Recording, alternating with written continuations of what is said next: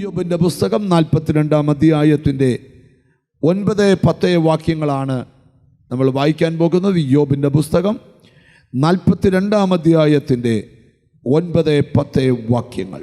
യഹോവ ഇയ്യോബിൻ്റെ മുഖത്തെ ആദരിച്ചു. ഇയ്യോബ് തൻ്റെ സ്നേഹിതന്മാർക്ക് വേണ്ടി പ്രാർത്ഥിച്ചപ്പോൾ യഹോവ അവൻ്റെ സ്ഥിതിക്ക് ഭേദം വരുത്തി. മുമ്പേ ഉണ്ടായിരുന്നതൊക്കെയും യഹോവ ഇയ്യോബിന് ഇരട്ടിയായി കൊടുത്തു. ഈ തിരുവെഴുത്തിനെ ആധാരമാക്കി 3 സന്ദേശങ്ങൾ നിങ്ങളോട് പറയാൻ ഞാൻ കർത്താവിൻ്റെ കൃപയിൽ ശരണപ്പെടുകയാണ്. 1, യഹോവ ഇയ്യോബിനെ ആദരിച്ചു. 2, യഹോവ ഇയ്യോബിൻ്റെ സ്ഥിതിക്ക് ഭേദം വരുത്തി. 3, യഹോവ ഇയ്യോബിന് ഇരട്ടിയായി മടക്കി കൊടുത്തു.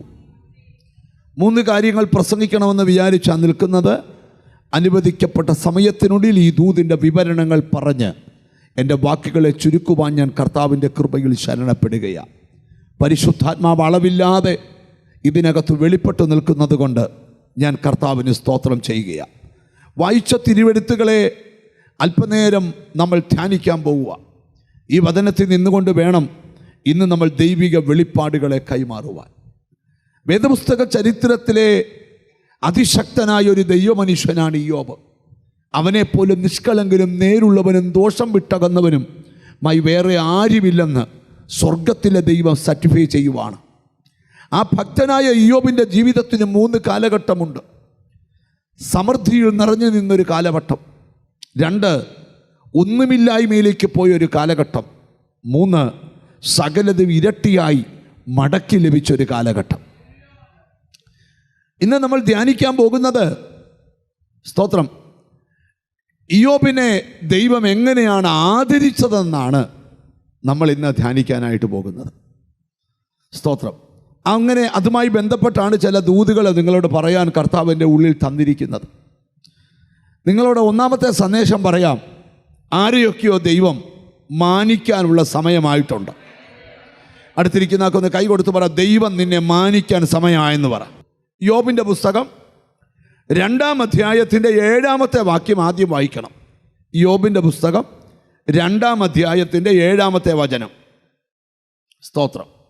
അങ്ങനെ സാത്താൻ യഹോവയുടെ സന്നിധി വിട്ട് പുറപ്പെട്ട് ഇയ്യോബിനെ ഉള്ളങ്കാൽ മുതൽ നെറുക വരെ വല്ലാത്ത പരുക്കളാൽ ബാധിച്ചു. മതി.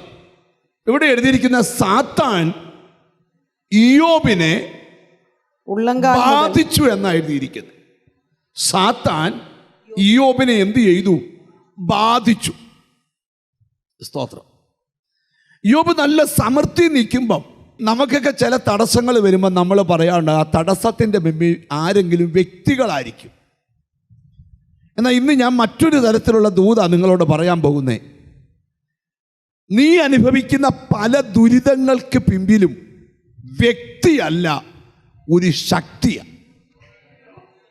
സ്തോത്രം. ഇന്ന് നമ്മൾ ആത്മക്കണ്ണുകളിലൂടെ ചില വിഷയത്തിന് ഗൗരവമുള്ള വിടുതൽ സ്വീകരിക്കാൻ പോവാം. സ്തോത്രം. ഇയ്യോബ് സമൃദ്ധി നിൽക്കുന്ന കാലഘട്ടത്തിൽ സാത്താൻ ഇയ്യോബിനെ ബാധിച്ചു.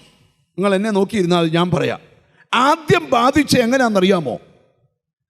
സാത്താൻ തീയെ ഇറക്കി വിട്ടു. സ്തോത്രം.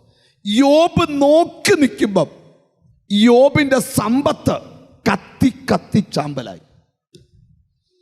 ചില പറയത്തില്ലയോ, എൻ്റെ ബ്രദറെ, എൻ്റെ സാമ്പത്തിക തലം ഇങ്ങനെ ശൂന്യമായേ? പറയാം, നിന്റെ ശൂന്യതയുടെ പിമ്പിൽ മറ്റൊരു സ്പിരിറ്റുണ്ട്. 2, പിശാച് മനുഷ്യരെ ഇളക്കി വിട്ട് ഇയ്യോബിൻ്റെ സമ്പത്തിനെ വാളുകൊണ്ട് വെട്ടിക്കളഞ്ഞു. സ്തോത്രം. അപ്പം 1, സമ്പത്ത് കത്തിപ്പോയി. 2, ഇയ്യോബിൻ്റെ സമ്പത്തിനെ മനുഷ്യരെ കൊണ്ട് തകർത്ത് കളഞ്ഞു. 3, ഇയ്യോബിൻ്റെ കുടുംബത്തിലേക്ക് കൊടുങ്കാറ്റിനെ അഴിച്ചുവിട്ട് ഇയ്യോബിൻ്റെ സന്തതികളെ തകർത്ത് കളഞ്ഞു. സ്തോത്രം. ഇനി ഞാൻ ദൂത് പറയുക. സാത്താൻ തീ ഇളക്കി വിട്ടാലും മനുഷ്യരെ ഇളക്കി വിട്ടാലും കാറ്റിനെ ഇളക്കി വിട്ടാലും നീ പേടിക്കണ്ട. ദൈവം നിന്നെ ആദരിക്കാൻ തീരുമാനിച്ചാൽ നീയും ഞാനും അനുഭവിക്കുന്ന പല ദുരിതങ്ങൾക്ക് പിമ്പിലും വ്യക്തികളല്ല, പിശാച. നിന്റെ വീടിനെതിരെ അടിക്കുന്ന കാറ്റിൻ്റെ പിമ്പിൽ വേറൊരു സ്പിരിറ്റുണ്ട്.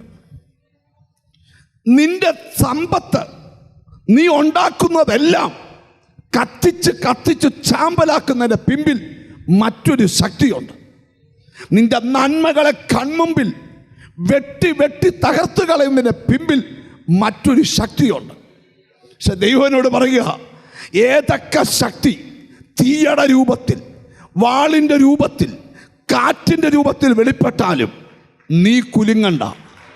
നിന്നെ ആദരിക്കാൻ ദൈവം തീരുമാനിച്ചിട്ടുണ്ടെങ്കിൽ